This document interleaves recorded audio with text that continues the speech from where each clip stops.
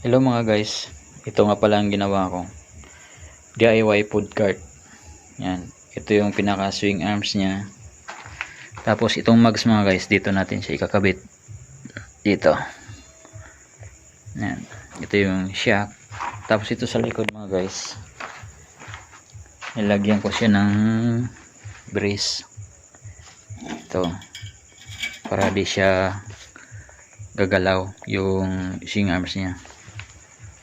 Yan, magkabilaan po yan. Yan. Bubong na lang kulang nito, tapos yung panggilid. Yan. Ito yung pinakapinto niya mga guys. Ito, pinto yan. Yan. Tapos dito may maliit siya na lababo. Tapos dito yung kalan. Yan, may kalan dito na maliit.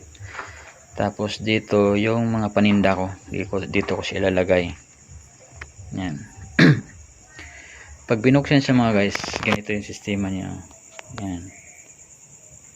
May lamisa na siya dun sa labas. Yan. Tapos ito, may bubong na rin siya. Yan. Pag sinara siya mga guys, ganito yung sistema niya, style niya. Yan, nakasara siya pag nakasara. Yan. Pag nakasara siya. Pag binuksan naman siya, parang ganyan siya. Pakita ko sa inyo ng maayos.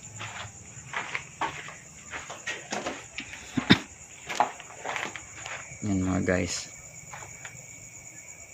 Pinakabubong niya. Tapos may lamisa siya pag binuksan. Ganyan. Ganyan, lamisa. Tapos may bubong. Pag sinara siya, ganito na kalalabasan niya. Yan. Pag nakasara. Yan. Tapos mga guys, ito yung pinakapinto. Yan, pinto. Yan, dito tayo papasok. Yan.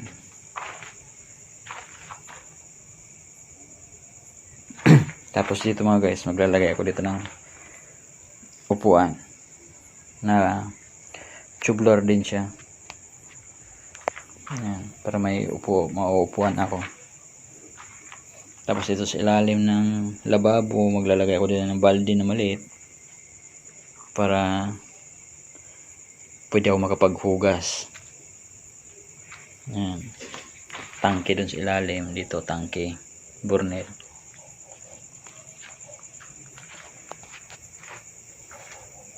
Yan. Tapos dito sa ilalim ng ng styro box ang ilalagay ko dyan. Yan, mga styro.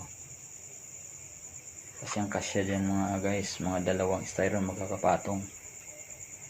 Kasya dito mga 4 or 6. 6 na piraso. Yan, bubong na lang kulang, panggilid. Tapos dito mga guys, maglalagay ako dito ng ilaw. Isang ilaw lang dyan. Tapos dito rin maglalagay ako dyan ng ilaw. Isa, dalawa.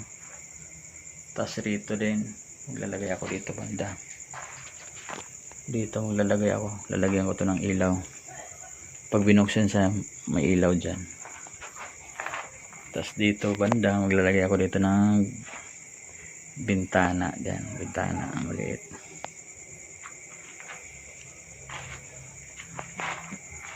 Tapos dito rin banda mga guys, lalagyan ko dito ng maliit din na bintana. Yan.